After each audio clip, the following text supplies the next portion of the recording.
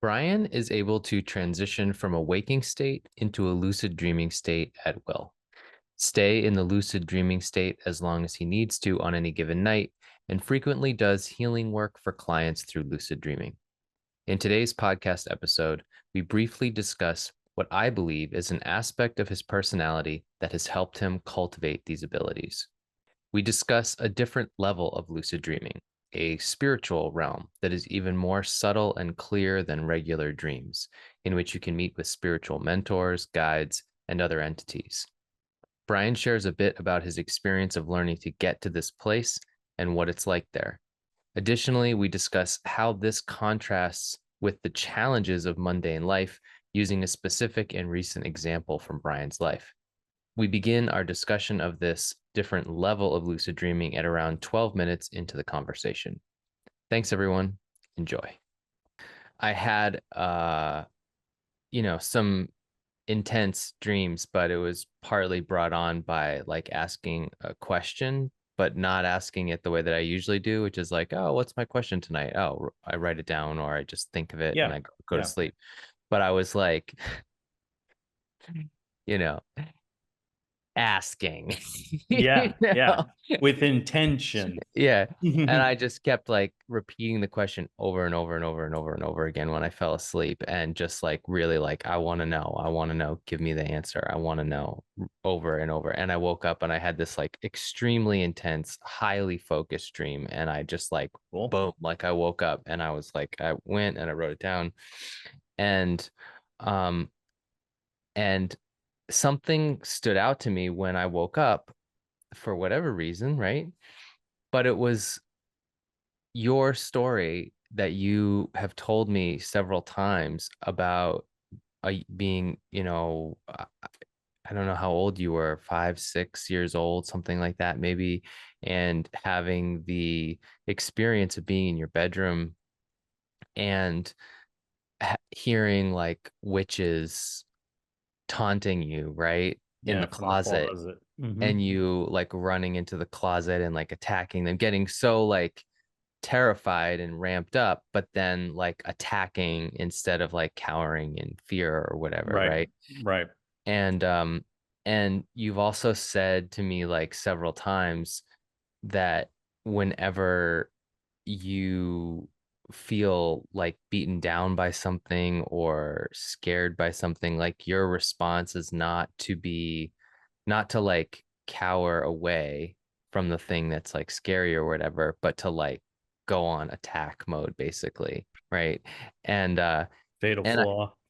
no, well, I don't know. I mean, honestly, I wonder what came to me was I wonder if that actually contributes to the lucid dreaming, your ability with lucid dreaming, because um I feel like every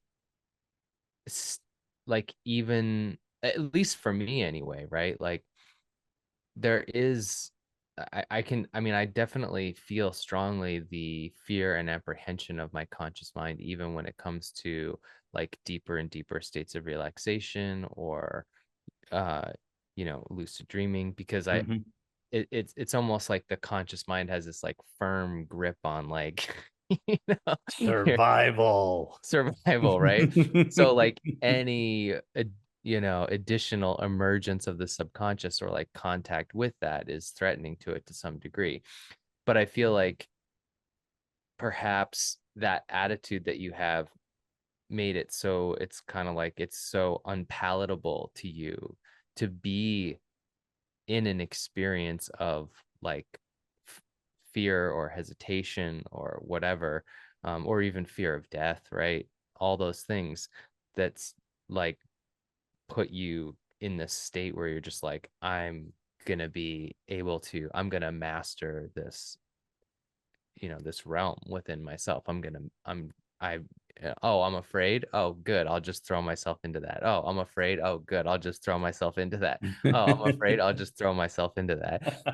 Like as much as possible until I've saturated myself in that so much that it doesn't affect me anymore because you're so like unwilling to be scared, basically. Well, I it's mean, like it's like the remember in the first Doctor Strange one where he has the repeat thing and the guy keeps killing him and he keeps repeating it?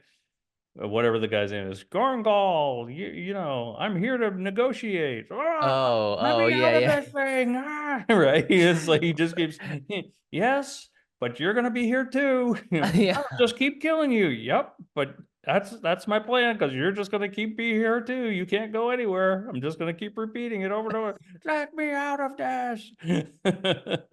Right. Right.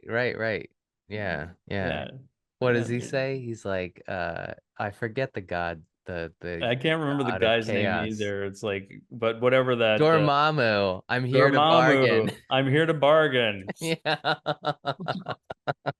Whoop, Dormammu, I'm here to bargain.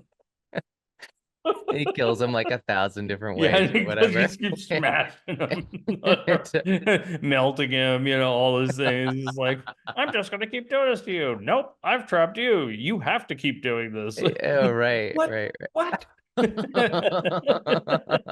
Let me out of here. Nope, sorry, here to bargain. Yeah, I mean, I feel like that's you, man. That is me. I just never thought of it that way before. Oh God, no wonder I'm so sick.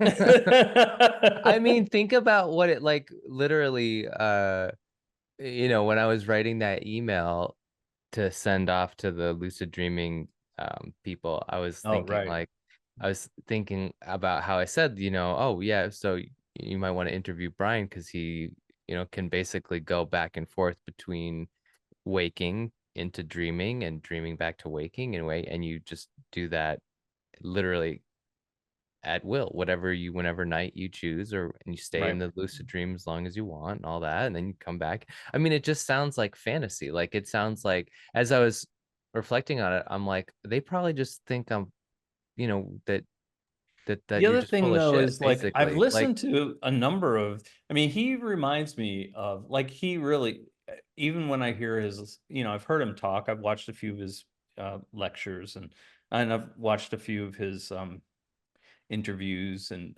that kind of stuff too, Wagner. yeah, And I mean, he looks like a Midwestern guy and he talks like a Midwestern guy. He's just like a nice, likable, affable guy. yeah.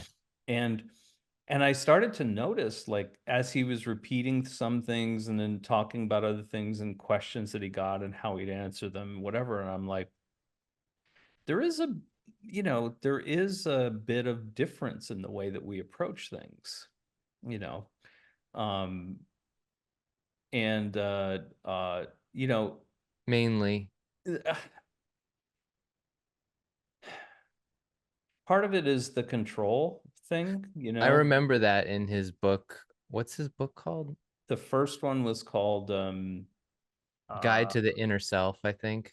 I think Lucid something like Dreaming, Lucid Dreaming Gateway Guide to to the the, Inner Self, I think. yeah, yeah, that's right. Yeah, the And Lucid I re Dream. Yep. And and I know in there he talks about how, like, you don't want to take full control of your dream or something like that, right? You yeah. want to like allow it to be a dialogue with the subconscious. You don't want to impose too much or something like that. I mean, Yeah, and which and I think, to be fair to him, I believe it wasn't like he was saying that that was a rule, but more that that was his speculation. yeah, at least that was his experience, right? That for him That and was the most like beneficial way to do it. and I found even like his time dilation was not the way that I experience. Like his time dilation was almost Meaning, like the way he experiences time in lucid dream is almost corrected for the night, like the sleep, like if it's a 10 or 15 minute dream, it's a 10 or 15-minute dream. right, right.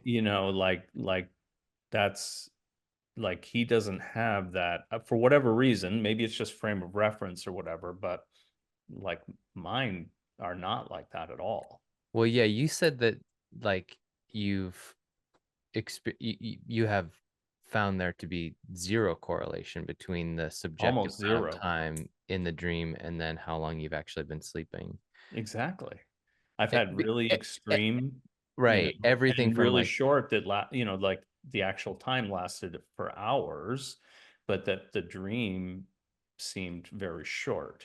right, And the reverse, where the time was extremely small, but the dream lasted days, so right. very extreme in those. And so I'm just thinking that might be personally like, um, But do you know what I'm saying? Like, I feel like to most people, if you what like if you were to say, oh, this is how far I've taken this is my level of experience with this, and it can be done, and I've done it, and it's kind of like I feel like the natural inclination is just to be like, you're just making that up because it's so.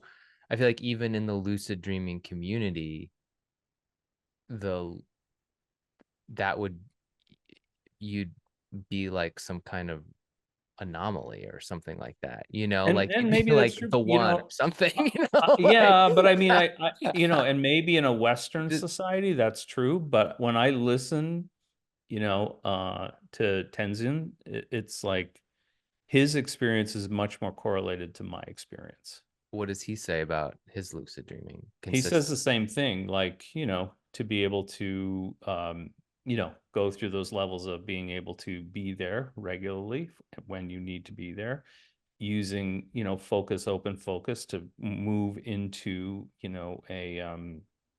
from a waking state to a lucid dream state, you know, to be able to, change the environment, stay there as long as you want.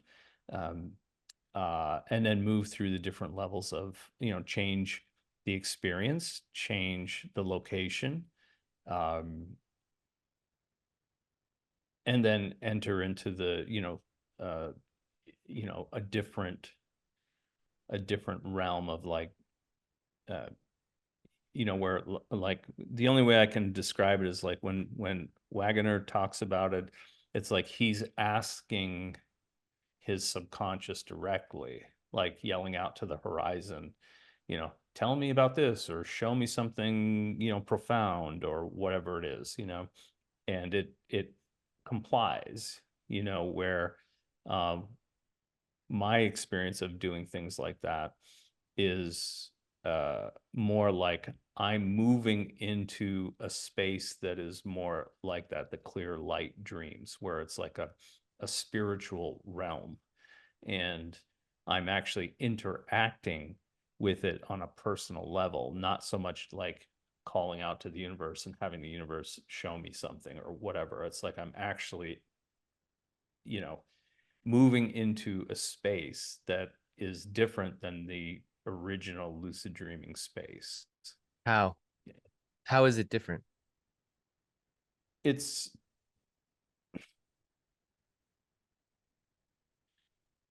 um let's see. Sensory wise, it's like Is it more like, it's like eternal twilight, but everything has an auric glow around it. If I were to like, I'm trying to articulate it in a way that would be relevant to seeing things physically with your eyes or whatever, or, you know, um, there's a there's a subtle quality of like um enhanced energy, if you will, like you feel a little more buoyant, you feel a little more charged up. Because if you do enough lucid dreaming, the initial excitement of it tends to normalize, right? So it's not like like, because too much excitement in the beginning, right, can make you wake up, of course, right? That's kind of a safety measure. It's there, right? So you're always trying to keep yourself calm and relaxed when you're moving into that, so that you can stay there longer and do more things, right? So, um, uh, in that other state, it takes far less energy to remain there. Like there's no attention needed to remain there. It's like you enter it, and when you're ready to exit it, you exit it. But until you're ready to exit it, you're there. You How know, did there's you like, even know to get into that different place? And what was required for you to be able to do it? um, well, I'm always Like, trying to make things interesting, right? but So, how did you know that that was even a thing? Because you oh, obviously, okay, I imagine, okay, I get into a lucid dream. I'm once I can stabilize it, once I can stay there as long as I need to and change the environment and whatever, then what? How did you actually discover that there was like another dimension within the lucid dreaming, or deeper or farther or something like that, right? Or more right. intense or something, right? That's Yeah, kind yeah, of opens yeah. up into a different space. I think part of it was just conversations that I had with my teacher at a time prior to being able to do that. It was just sort of, you know, they alluded to it, well, that's almost too off the cuff. Mhm. It was more like they talked about it, but it was always talking about it like when like someday if you keep up with, you'll enter into this, or you'll have the potential to be here. And I think that combined with like um you know the castanata dreaming, the uh um and also reading uh things from the Toltec, other things besides castanata, other Toltec writers. um they also have something similar to that, and other um, not just Taoists, but also some writers in Bon, some writers in uh, Shinto as well. So they're all very similar. You know, they just use their different traditional methods, right? Like some of them, the Tonkas, they use the Tonkas to sort of enter into those states. They're like diagrams, right? They're like schematics of how to get into those other levels of of the dream, spiritual levels. So, and I found those helpful to some degree, not being, a native of that territory, but learning enough to sort of have an entry pass. I could figure it out once I got there. Were But those images in books? yeah, you can. I mean, there are a few, like some pretty good big coffee table books of Tonkas, traditional Tonkas. And then but I've seen plenty of them too. I saw them in the temple. I saw them, uh, some that my teacher had personally. And then uh, there was a shop in Boston for a while that was like a Tibetan antiquities shop, and I used to go in there and they used to show me different takas and whatever, because I was How always do you looking for how do you gifts. spell that? I think um it's Tahnka, maybe. Maybe you can send me like a link Yeah, I'll look it to up. It might even be Tanka. um yeah, you should send me a link afterward to okay. like a book of images that Oh, are sure, sure, like sure, that or sure. whatever. Yeah. Yeah. So, um okay, so you had this conception of what that there was another dimension of lucid dreaming that was a place where you could have more contact with other with other. beings, other Yeah, yeah. but all on the, like you're not having in that place, you don't have like nightmares, or it's like a place of peace and like education, teaching. It's direct teaching, so um So how did you actually start getting into that place? What did you do to initiate that? I, like most of my, not, I won't say most, but a lot of my stuff is like this, right? It's like I have the idea. I wonder if the idea is correct. It's like science, right? Like you come up with a theory, right? And then you're going to test it out. And so um And so I just started, you're just gonna laugh at me. Because I love the stories, I just I love stories. And so um so I'm in a regular lucid dream. I'm gonna try this out, right? I'm like, okay, well, how do I even start? So I'm like, I end up in this, like kind of old style flowing robe, with the long sleeves and like old Chinese or old Tibetan, you They're know. very similar to one of those Tonka paintings. Well, yeah, they don't usually have the Tonkas don't always have people in them. Oh, Sometimes they're okay. just like geometric diagrams, Okay. with different levels going in and out. I see. But yeah, some, like think of an old Chinese sage and you get kind of the robe thing that's going on. Okay. And a big staff with a dragon head on it, kind of gnarly, but not almost like natural, like somebody found a gnarled piece of wood that was naturally kind of like the head of a dragon, and then somebody just kind of finished it off. It wasn't Oh like yeah, yeah, yeah, somebody yeah, yeah. like scrolled made it into this ornate thing, right? It was just sort of like, and and I just started walking on this path, and then like over these little like moon bridges, and all these little you know beautiful paths and all of that, and just kept walking, always thinking, I want to get to this place. If there is a place, I want to get to this place. I want to get to this place. I want to get to this place. And you know and then after wandering for a long time, I mean, relatively speaking, I don't know, the first time I actually got to it, probably, I guess I was maybe, it's so subjective, right? It's like, I would say in my subjective head, I was probably walking 45 minutes to an hour, you know, give or take, through these beautiful paths and meandering woods. And it was just getting more kind of surreal looking, like your ideal Chinese outback First of bamboo. all, dude, that is like amazing that I mean, I know that 45 minutes to an hour of subjective time there's probably, It could be anything, well, right? I'm just saying like for you at that point or at this point, like that might not even seem like that long of a period of time, but like that is, I mean, even that is like like wow, okay, that's cool.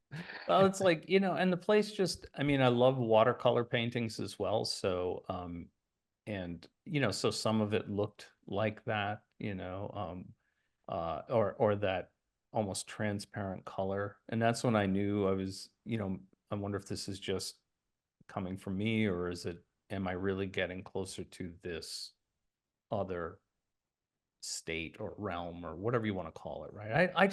I try to always put things, I don't, I mean, it's so, all the stuff we talk about and do is like there's such a level of abstraction there. I'm always trying to make it more grounded. I'm always trying to make it more, you know, real, more personal. So, um, I guess I could do this. Maybe I could do the same thing by calling out to whatever from a chair and wherever I land on my deck or whatever. So, In a but dream. yeah, but it just, I like the adventure of it. It look, everything we, like here's okay. Maybe this will clear things up as far as my perspective on it. Everything we do with ritual, right, is all about changing state, all about changing the state of your perception and being in that and being comfortable in these new states of awareness. So everything I do in the lucid dream is much like a ritual, especially things, not just adventures, but things that I want to repeat, right? So this is my process for doing these things. And that process brings me, like, it doesn't take me 45 minutes or an hour to get there anymore, right? It's like, because, once I have that intent, it's like I start walking and the path opens up, the light starts to change. That's another one of those things. There's no real, you know, even day and night. It's like you look in one direction, there's the sun. You look in another direction, there's the moon. They're kind of like equilateral on the horizons. So it's like, or the tree line or whatever it is, the environment that I'm in at the time. So it's always in this twilight state. And so yeah, so for me, that movement into that state, it just comes on so much. I don't have to, I'm not faking it. It's like I'm naturally in awe and moving more into that profound state of awe when I'm like moving through these landscapes and doing whatever, right? Going to this other realm where I have much more, personal one-on-one contact with one or more other. And so, um, yeah, so, and so, once you get there, it's really about, the other thing is that I drop away a lot of stuff. Like sometimes, even though you don't have any distractions, if you're truly conscious, you have your conscious mind in there, you still question yourself. You still think, oh, is this the right thing to do? Not the right thing to do? Like you don't have the distractions of other things, but you still have your consciousness, right? Is this good, bad, indifferent, whatever? I mean, we can say that all those things are neutral there, but it doesn't keep you from thinking about them when you're comfortable enough to not have to concentrate on staying there all the time or being able to maneuver around in there or changing, environs or whatever. So, but in that place, that all goes away. Like there's like this, I don't know, element of truth there that just comes through, right? It just from your end and the other side as well. So it's like there's no embarrassment. There's no like you don't have to be um things things that sort of keep us or may keep us inhibited here are not present there, right? You don't have to be falsely, you know, there's no false humility. There's no bravado. There's no all of those kind of like even level up types of thoughts and feelings go away, right? It just is what it is, right? It's like you are looking for direct, truthful information, and they will give that to you. And you're asking without any subterfuge of why I'm asking about that or whatever. It's like everybody knows everything. I'm not saying I know what they know, but I have the distinct sense that they know um, before I know what my motivation is about this and that. And and it's like, oh, I mean, sometimes they've actually said like, oh, you want to know this because this is what you want to do with it, and I'd be like, I didn't even know that's what I wanted to do with it, and I was like, oh shit, yeah. Here, I never thought about that. I mean, obviously I thought about it, but it was so deep down, I never thought about it consciously. And so, oh yeah, you could do that with that. Oh, okay. Oh, do I really want to know that? I was like, and they would just like smile and go like, yeah, here you go. You know, it's like just so you're aware, it's like there's no judgment, there's no anything, so it's just this, I just find it's like this, it's a, if there is a peaceful, really like a peaceful realm, in your subconscious, that seems to be at least one level of it, you know. So yeah, I mean, so And that's how frequently would you say you occupy that space? I try to do that at least once a week, just for my own head.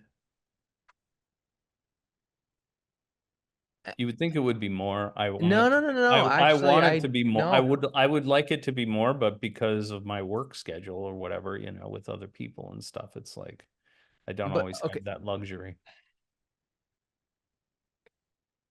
Um, I actually didn't even think it would be that much when you were describing it for some reason. I need the recharge. I get really charged when it's such a subtle thing. That's another, it's a very subtle place. Like it's almost like if you really focus, you can feel this like static electricity in the air. And if you move your arm through it with that intention, of just really focusing on the tactile sensation, you can actually feel it like dancing across your skin. It's not uncomfortable. It sounds weird. It's not uncomfortable, but it's just like, I just feel like the whole place is like charged in this very subtle charge all the time. So when you go there and you interact with these other people, or is this or people or I mean, they come to me as people or animals or whatever, stones, trees, pretty much all the fantasy things you can think of. and how is how is it determined who you'll be meeting with on a given night of I doing think that? it's just, whatever intent that I have to learn. And I've got a couple that are, I guess I would consider at least the forms are my favorites, So, you know, if I'll ask for them directly, if I'm interacting with that in a certain area or whatever. Just the way that they um engage me is very extremely comfortable. So I just, I don't deal with them for everything, but it's like I do enjoy, be like going to visit a favorite teacher or something, it's like you just enjoy it. It's like the interaction, no matter what it is always just really heartfelt and you just feel good. And I would imagine if you're doing that once a week, let's say, that you're talking up what you're talking about elements of your daily life, or you're talking about No. oh, you're only talking about more like abstract, energetic, technical things or spiritual things. Yeah, yeah, yeah, that and spiritual things, like, you know, things that, you know, I guess that most people would probably want to know, but wouldn't, Like what? like what happens after you die? Where are you going to go? What are my options? you know, you know, does everybody go there? Show me this, show me that, what looks good.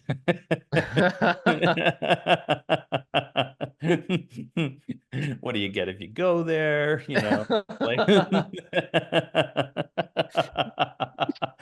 I mean, and not always that mundane either, but you know what I mean. It's like, and then just, the questions that I don't have anybody to ask here, you know, like, Like what? nah, just, what I would consider, from my own practice, like, you know, you know, deeper spiritual questions, you know. I mean, it's hard to even talk about really, because it's just, yeah, I think those things are personal for everybody. Yeah, yeah. Why don't you talk about your daily life or your physical existence very much? It almost feels like it's like I can get that information from that first level lucid dream. Oh, So that's, yeah, it's almost like,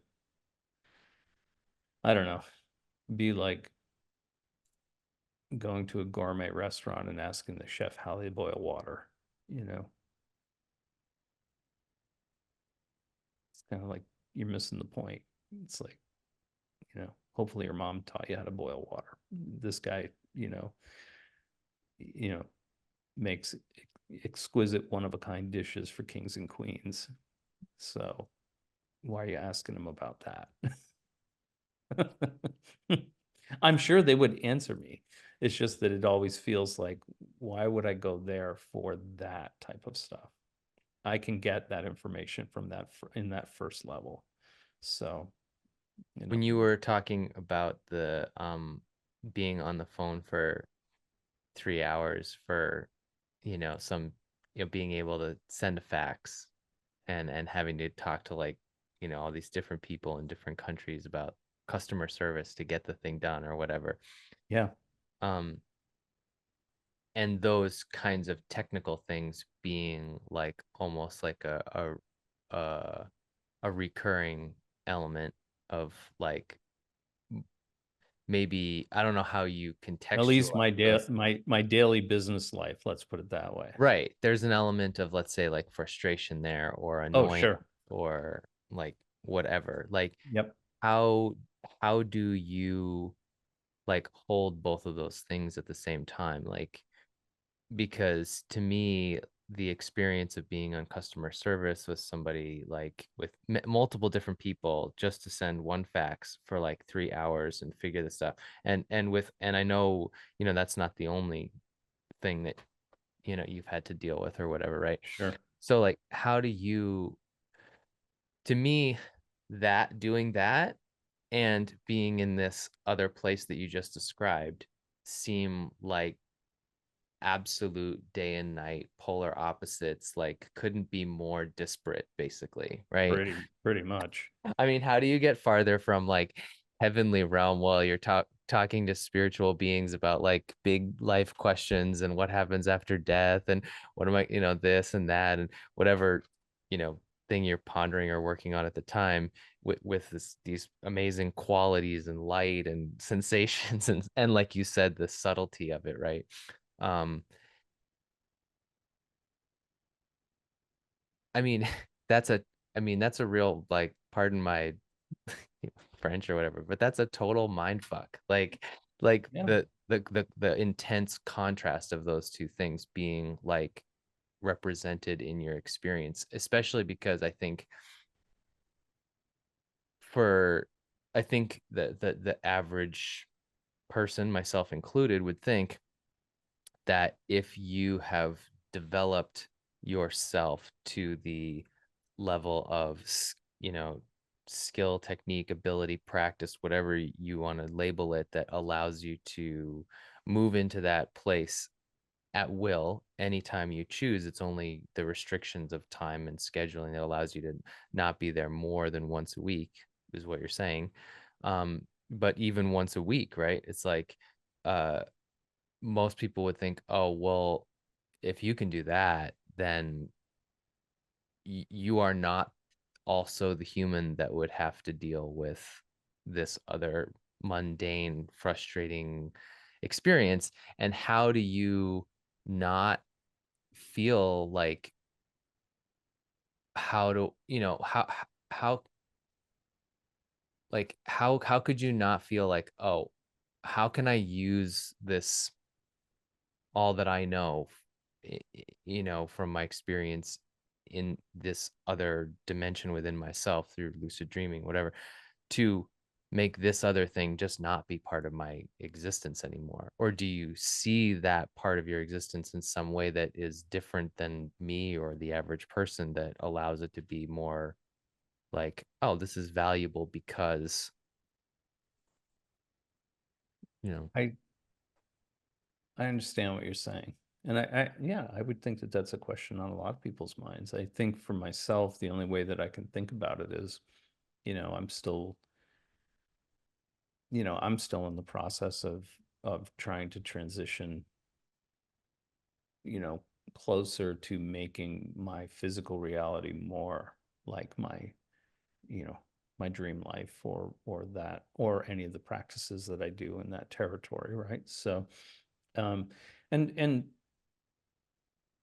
one of the things, and this is not like to blame it on anybody but myself, and not to be a martyr or anything like that. I don't think that's a good I don't think it's a good path for anybody.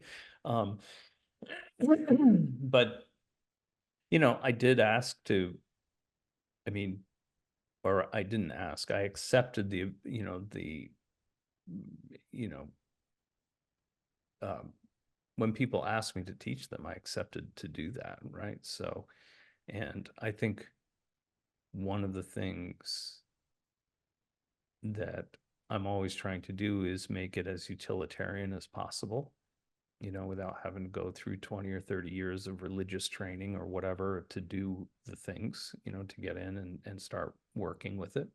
So, and so that means that I, in some ways I have to kind of go through those things again, right? So that I can really, because when I started doing this, I wasn't thinking about that. I was only thinking about, you Thinking know, about what? I wasn't Getting to thinking that about place. how can I use that to transition my physical. I was infatuated with going into that place, lucid dreaming, ritual, Right. ceremony, blah, blah, blah, like doing things. I wasn't, I was still in that mindset of like, here's my practical everyday life, and then here's my, spiritual life. And it took me a long time to blend those two together. And then,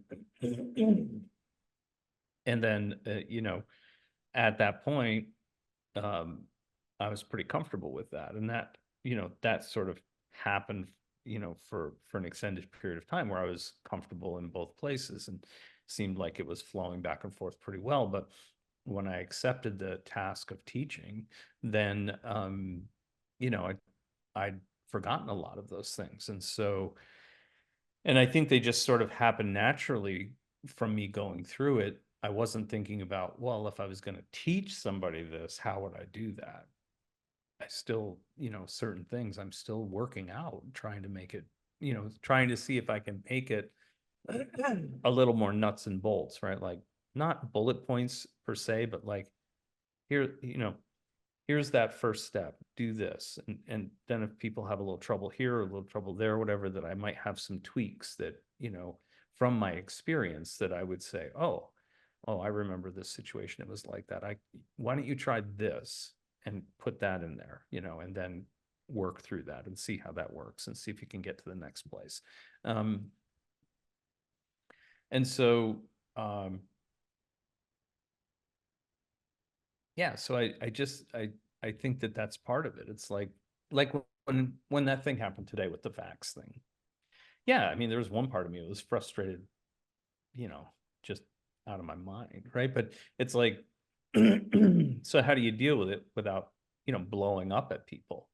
I mean, uh, or just like breaking the phone, throwing the computer, saying, screw the facts, I'll just drive it to Chicago. It's like, um, and I think that that was one of the lessons, and every time I remember this, I, I seem to have it less, is that, again, I'll, I'll feel I have my own sensations, my own perceptions of when I start to get a little bit, it starts to, come up. And it's like, and when I start to feel that, then I'll start using, first of all, I relax, because that's always the first thing you want to do, is just, you know, relax your body so that you have more mental aptitude than, physical tension. And then, like today, the way that I did it was I just started using, every time something ridiculous would come up, like, oh, I'm on hold for 15 minutes, then they transfer me to somebody else in India. And then it's like I'm saying the same thing again, to somebody else who, you know, their English isn't bad, but it's just like you can tell the phone's scratchy. It's like I don't know where it's going, and I know they're not going to be. I'm assuming they're not going to be able to help me already, so that I'm eventually going to make the full circuit back to the USA, and which is exactly what happened after 3 hours or so. Um, but that I'm using that same technique. This is a dream. This is a dream. It's like this aggravation is a dream. This frustration is a dream. This will change, and in the end, and when I felt like giving up, I'm like, this is a dream. This is a dream. So you start, you know, we affectionately call it wrapping, but that's the idea. Like you take negative scenarios and you wrap them around yourself. You wrap that frustrating energy, because it's just energy. Remember, it's like it isn't bad or good or anything else, right? It's trying to find an avenue out, right? It's trying to ground itself in some way. It's when we feel that agitation, it's like it's a charge with no ground. It's just sort of static, right? It's just there. And, and then we interpret it in how we feel, how it makes us feel, right? So, um, and so for me, it's just like, I'll, it's almost like I imagine that it's just, instead of like inside of me, it's sort of wrapping around me, and I carry it, um, and when I do that, I'm thinking, this is a dream. This is a dream, and it's like, and just the way that I change it in my dream, in the dream state, I'll change it here.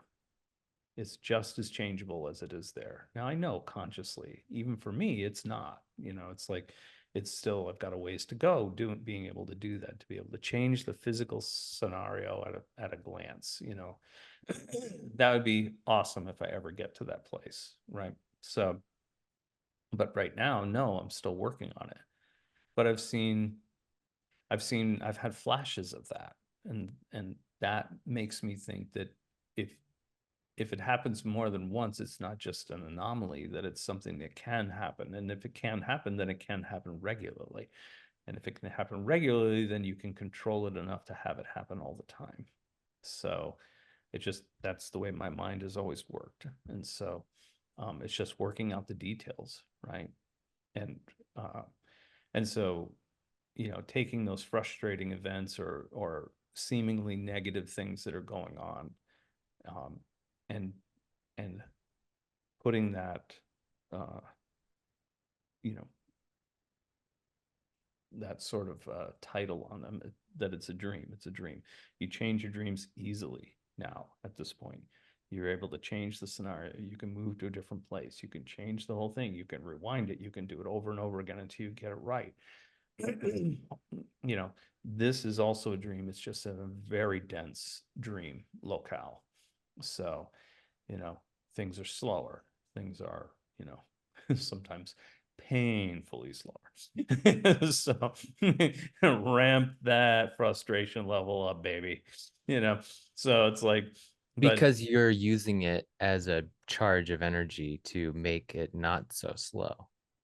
right, right, trying to, right. And Right. so, and the funny thing is, I was very persistent. So all the things that normally I would have had to call you as an IT person, or my IT guy here, it just happened that, you know, I was using the PC, so I knew you'd be of limited help in that way. You might be able to direct me, but I didn't know if it would be even longer if I did that.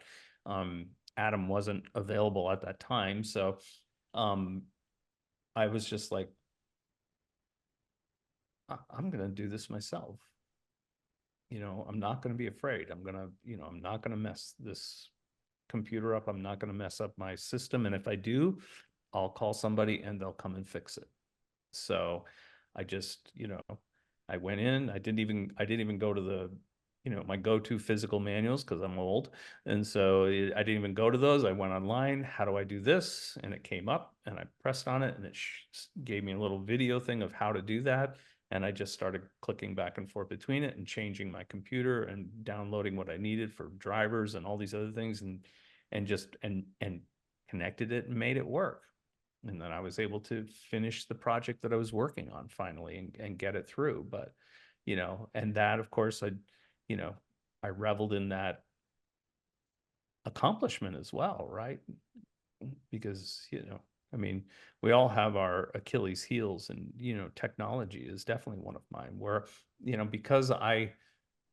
because technology came around when I was already a young adult. And so, um, there, I grew up with the fear of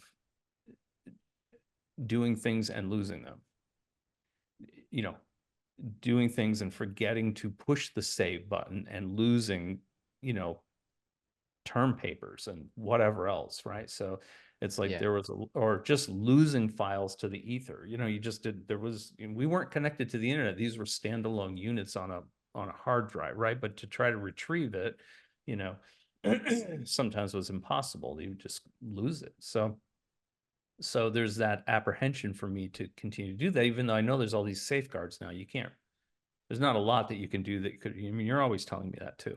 I just don't believe you. So it's like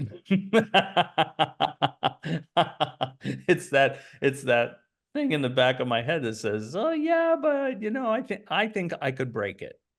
I think I could break it." So there's that. So, but today was a you know, it was a bad and a great experience. I was holding both of those things equally. It was bad because it took me all that time to do it, but it was great in that I was able to conquer my fear, use that as motivation to drive me forward, to take chances, and to do things that I was not comfortable with, and it turned out, and that was it. So, in a way, I did turn it into a dream, because in my dream, I would have immediately just changed the scenario, made it work, right? So, um, and like I said, this is just a much more dense dream, so it's slower, and even your thought process is slower here. So, fighting, knowing what to do, or at least knowing how to take the steps to knowing what to do, is even blocked by the fear of doing something wrong. And so you're fighting with those things, and that's keeping you from acting. And so I just, because I was constantly, this is a dream, this is a dream, this is a dream. Everything that was frustrating, everything that was angering was a dream, was a dream. Everything that didn't work was a dream. Because I did many physical things as well that weren't working, and everything that didn't work, you know after going, ugh, it was like, it's a dream, it's a dream, this can change, this can change, I can change this. And finally, and just flowed into it and did it, and it worked out in the end. So, and that confirms the dream idea as well for me, you know um, because it did work out in the end. So, um, yeah. So that's how I hold those two things in the same place. It's sort of like that, I mean, it's a little schmarmy, but it's that idea of, like, if you ask God for patience, does it give you patience, or does it give you opportunities to practice your patience? You know, it's true, right? It's like, you know, if you ask for, calm, they're going to give you things that will test your calm, right? Make you go into that calm place. Test your courage. They're going to give you things that you're going to have to go through the fear and test your courage, right? So it's like, you got to be careful about what you ask for. And yeah. So,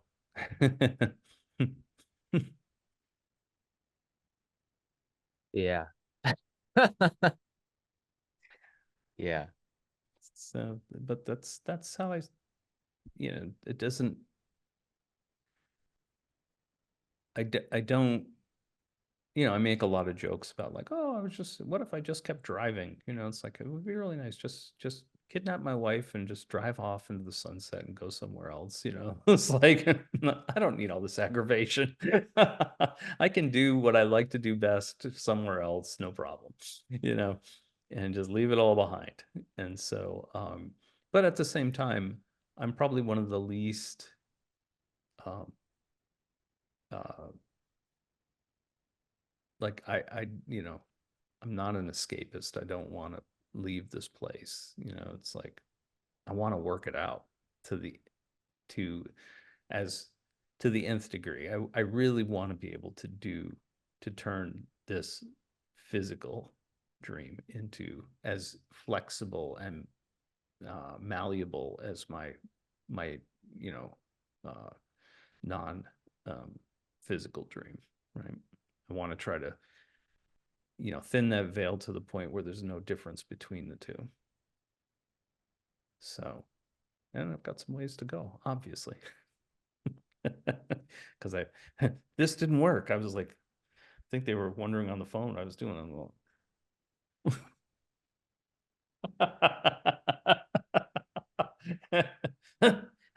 still got some work to do. Okay, but yeah. I was listening to a Bashar clip, and he was saying, somebody was asking him, like, why why are the challenges on Earth so extreme? and he was saying, um, it's like, first of all, because he's always saying like Earth is like a master class, and he was saying like, you only get mastery by exploring the extremes. He's like, if you don't, then you only get mediocrity, you know. Right. And I thought of that when you were just saying like, or even, as you were saying that and thinking about, I mean, the polarities that we were just talking about that space and lucid dreaming, and then aggravating with this like say it's like let's get more extreme. I mean, it does get more extreme than that, but still within the context of the things that we're talking about, like it doesn't, Right. it may get more like physically painful and difficult from an earthly perspective, but I wouldn't say it gets more mundane than that, right? So like, Right. Right. frustrating in a mundane kind of a way, right? Yeah. but And but I just hate your wasting example of, time. So it's right, and you hate that's the wasting thing time. and that's my, that's sort of my pet peeve. And not like I'm hyper frenetic or anything, obviously, Right. but I But just, it's like you said about that space that you go to in the lucid dream, that additional, space that you get to. It's like you're saying that there's no, it sounds like there's even less of a sense of urgency there than even in your regular lucid dreams. oh yeah, sure. So it's Absolutely. like, so the time that, the perspective of time couldn't be more disparate. It's like, Oh, no as doubt about long as that. you I mean, need to talk literally, about you are literally floating along the path, like, and everything's very, just everything is smooth. Everything is, in that great lucid dreaming space. Yeah, it's like, yeah. and no concern about time, and total like this hyper subtle, sensitive, amazing, beautiful place. And then like a mundane, frustrating thing that feels like it's wasting your precious time. It's like it's That's like right. That's right. day and That's night, exactly black and it. white, like It's like acupuncture needle, subtle, sledgehammer. yeah, yeah. It's just, it's wild. Yeah, but I don't know. I think my theory is that the more that I do that, or that anybody does that, the more of that transfers through to this. I mean, I'm not usually a raving lunatic, when it comes to like dealing with people on the phone, especially like, customer service people or whatever. I mean, they have a hard job, right? Yeah, But, you know, I definitely normally wouldn't have been that calm about that. yeah. Just as I'm watching the clock tick away and I'm on hold again and with really horrible music and and just like the same little 20-second ditty that just keeps repeating endlessly. It's another hell for me. It's like the Chinese have all these levels of hell. That's one of them. That's one of them. Bad music on the phone in one ear in a horrible speaker with crackly static in the background. For an auditory guy, that is like, okay, that's like the third level of hell, you know. Oh God. So yeah. Yeah. So even a master such as yourself has to feel the crap. I think I had a tear coming down my face. Oh my God, dude. Hmm. That's so funny. Oh, gee. Yeah, that's that is all. Just just trying to figure things out for myself and hopefully be able to transfer some of that if they find value in it, some information that will help everybody else along the way too. Yeah. Exactly. Yeah. You never know what little thing you might say or nuance that you might, even jokingly throw out there that somebody, oh, that's exactly the thing that would turn something. I've had that happen so many times to myself, just something that a teacher or somebody else just casually threw out there as like a little quip or a joke or whatever. And I just thought, I think I can use that. Like that's the answer to this problem that I've had or whatever it is, right? You just never Mhm. know. And so, besides the things that I'm trying to, uh, systematically formulate for people and say, here are some of the, here are the steps and here are some of the nuances that I've thought of or that I've worked through myself that might help you.